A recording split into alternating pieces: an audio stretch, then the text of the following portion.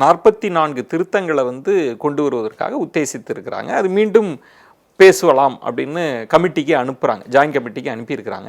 உங்களுக்கு 44 திருத்தங்களுமே ஆட்சேபனைக்குரியதா, இல்லை சில திருத்தங்கள் இருக்கலாம் சில திருத்தங்கள் வேண்டான்னு சொல்கிறீங்களா? இதில் மிக முக்கியமான ஒன்றையும் நான் சொல்லிக்கொள்ள விரும்புகிறேன். என்னென்னா, இந்த காம்போசிஷன், அதாவது 2 படித்தரங்களில் இந்த வக்ஃபு நிர்வாகம் இருக்கிறது. ஒன்று ஆல் இந்தியா வக்ஃபு கவுன்சில், அகில இந்திய அளவில் வக்ஃபு கவுன்சில். அது வந்து 13 பேர்களை கொண்டது, இப்போ 23 பேராக உயர்த்திருக்கிறார்கள். அதே போல் மாநில வக்ஃபு போர்டு, அது வந்து 11-12 பேர் இருக்காங்க.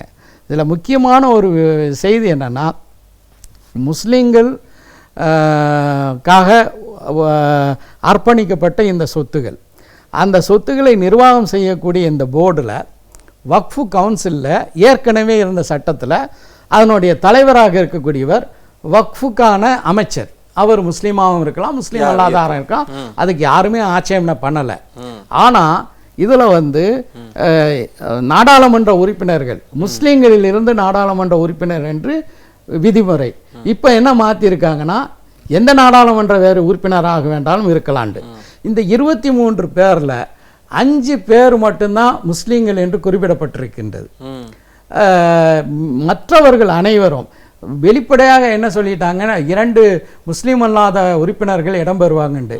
2 முஸ்லீம் அல்லாத உறுப்பினர்கள் அல்ல, அந்த 23 பேரில் 13 பேர் வந்து முஸ்லீம் அல்லாத உறுப்பினர்களாக இருப்பாங்க. இந்த நான் என்ன கேட்கின்றேன் என்றால், இது என்ன நியாயம்? இது போன்று வேறு மத, உதாரணமாக குருவாயூர், நம்முடைய நாடாளுமன்றத்தில் காங்கிரஸ் கட்சியை சேர்ந்த வேணுகோபால், கேசி வேணுகோபால் கேட்டார்ல, குருவாயூர் தேவஸ்தானம் போர்டில் அந்த பகுதியில் முஸ்லீம்களும் இருக்காங்க, அவங்கள உறுப்பினராக்குவாங்கன்னு கேட்டாங்களா? அதுக்கு என்ன பதில் இருக்கின்றது? எந்த பதிலும் இல்லை. அப்புறம் இன்னொரு முக்கியமான ஒரு செய்தியை என்ன சொல்ல விரும்புகிறேன்னா, இனிமேல் யாருமே வக்ஃபு செய்யக்கூடாதுங்கிறது தான் இந்த சட்டத்தினுடைய நோக்கம். இந்த எந்த அடிப்படையில் இதை சொல்கிறேன்னா, 5 வருடம் முஸ்லீமாக இருக்கக்கூடியவர் மட்டும்தான் வக்ஃபு செய்ய முடியுங்கிறாங்க. 5 வருஷம் முஸ்லீமாக இருக்கக்கூடியவருக்கு என்ன அளவுகோல், எதை வைத்துக்கொண்டு ஒருவர் 5 வருடம் முஸ்லீமாக இருந்தார், 10 வருஷம் முஸ்லீமாக இருந்தாருங்கிறதுக்கான அளவுகோலை கொண்டுவீங்க? எப்படி ராணி மங்கம்மா கொடுத்தது வந்து செல்லாதுன்னு சொல்கிறாங்களோ, ராணி மங்கம்மா வந்து ஒரு மத நல்லிணக்கத்தை, தமிழ்நாட்டினுடைய அந்த பாரம்பரியத்தை நிலைநாட்டக்கூடிய வகையில் அங்கே வக்ஃபு செய்கிறாங்க. அந்த மாதிரி யாருமே பண்ணக்கூடாத அந்த நல்லிணக்கத்தை குலைப்பதற்காக வேண்டி நான் முஸ்லீம்ஸ், முஸ்லீம் அல்லாதவர்கள் வக்ஃபு செய்வதை செல்லாதுன்னு சொல்லக்கூடிய திருத்தத்தை கொண்டு வந்திருக்கிறார்கள். ஒரு மத நல்லிணக்கத்திற்கே ஊறு விளைவிக்கிற திருத்தம், நிச்சயமாக மக்களை பிளவுபடுத்தக்கூடிய ஒரு சட்டம். அது மட்டும் இல்லாமல் அரசமைப்பு சட்டத்தினுடைய 25, 26, 30வது பிரிவுக்கு எதிரான ஒரு சட்டம். ஆனால் இந்த நீங்கள் சொன்னீங்க உறுப்பினர்கள் ஏதோ 2 பேர் தான் முஸ்லீம் அல்லாதவர்கள்னு இல்லை, 23ல் 13 பேர் இருக்கிறதுக்கான வாய்ப்பு இருக்குன்றீங்க. அதாவது 56 விழுக்காடு. ஆமா. ஆனா அமைச்சர் சொல்வது வந்து, ஒரு நாடாளுமன்ற உறுப்பினரை நீங்க மதம் சார்ந்து, சாதி சார்ந்தெல்லாம் பார்க்காதீங்க, அவர் ஒரு நாடாளுமன்ற உறுப்பினர், அவருக்கு மத சாயம் பூசாதீங்கன்னு சொல்றதை எப்படி எடுத்துக்கிறீங்க? நான் பாபநாசம் சட்டமன்ற உறுப்பினர். பாபநாசத்தில் மிக முக்கியமான முருகன் பெருமானுடைய 4ஆம் படை வீடான சுவாமிமலை கோயில் இருக்கின்றது.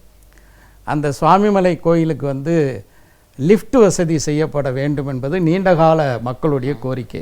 ஏன்னா மலை ஏறி போகும்போது கால் வலி உள்ளவங்க முடியாதுன்னா அந்த கோரிக்கையை சட்டமன்றத்தில் வைத்தேன். என்னுடைய கோரிக்கையை ஏற்றி இப்போ அந்த பணி 3 கோடி ரூபாய் செலவில் நடக்குது.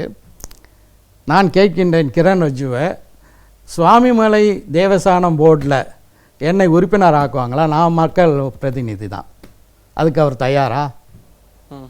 பதில் சொல்லட்டும் அவங்க.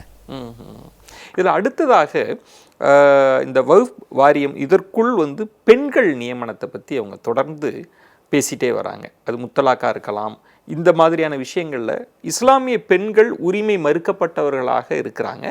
அதை மத்திய பாஜக அரசு அவர்களுக்கான வாய்ப்பை வழங்குவது போன்ற ஒரு கருத்தையும் விளக்கத்தையும் கொடுத்து கொண்டே வரதை நீங்கள் எப்படி பார்க்குறீங்க? அதாவது வக்ஃப் வாரியத்தில் ஏற்கனவே பல்வேறு மாநிலங்களில் பெண்கள் உறுப்பினர்களாக இருந்திருக்காங்க. வக்ஃப் வாரியத்தினுடைய தலைவராக பெண்கள் இருந்திருக்காங்க. வக்ஃப் வாரியத்தினுடைய சிஇஓவாக ஒன்றுக்கு மேற்பட்ட முறை பெண்கள் இருந்திருக்காங்க. பெண்களுக்கு உண்மையிலேயே எம்பவர்மெண்ட் வேணும்னா இந்த அரசு, மோடி அரசு தன்னுடைய அமைச்சரவையில் ஒரு முஸ்லீம் பெண்மணிக்கு இடம் கொடுத்துருக்கலாமே. அவங்க ஆளக்கூடிய மாநிலங்களில் இருக்கக்கூடிய மாநிலங்களில் உள்ள அமைச்சரவையில் இடம் கொடுத்துருக்கலாமே. அல்லது அந்த மாநிலங்களில் இருக்கக்கூடிய பல்வேறு வாரியங்கள், பல்வேறு அரசு நிறுவனங்கள், அதில் முஸ்லீம் பெண்களுக்கு பிரதிநிதித்துவம் கொடுக்கலாமே. இது முஸ்லீம்களை வேண்டுமென்றே சிறுமைப்படுத்தக்கூடிய ஒரு நிலையில் இருக்காங்க. முஸ்லீம் பெண்கள் மிக சிறப்பான ஒரு நிலையில் தான் இந்த நாட்டில் வாழ்ந்து கொண்டிருக்கிறாங்க. முஸ்லீம் பெண்களுடைய எதிராக ஏராளமான கலவரங்களை நடத்தி அவர்களுடைய வாழ்வை நிர்மூலமாக்கியவர்களுக்கு முஸ்லீம் பெண்களை நாங்கள் ஏற்றம் பெற வைக்கிறோன்னு சொல்வதற்கு எந்த விதமான அருகதையும் யோகியதையும் கிடையாது.